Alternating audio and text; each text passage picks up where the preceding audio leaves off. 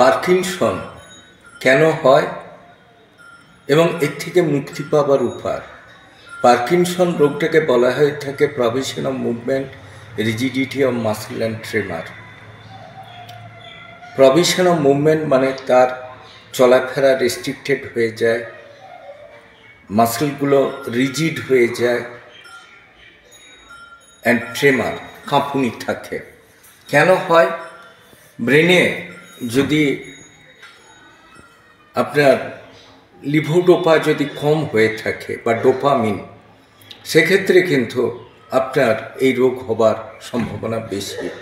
Main কারণ হচ্ছে মানসিক উদ্বেগ, প্রচণ্ড স্ট্রেস, কোনো কিছু ভালো না থাকা এবং সবেতেই ডিপ্রেসিভ চিন্তাভাবনা করা।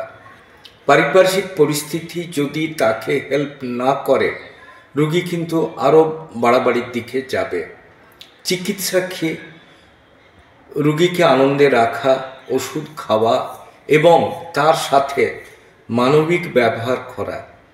যদি আপনি রোগী পাচ্ছে না বলে আরও বেশি করে চাপ দেন, হিতে বিপরীত হবে এবং সে কোনো কিছু করার জায়গায় সে পারবেই না।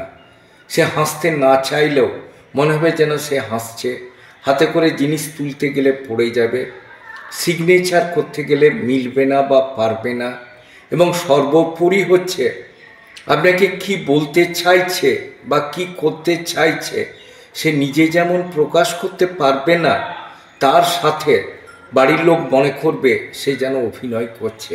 এটাই তার কাছে বড় দুর্বিষহ হয় এবং তার কাছে সর্বোপরি এটাই সেরে ওঠার পক্ষে বাধাপ্রাপ্ত হয়।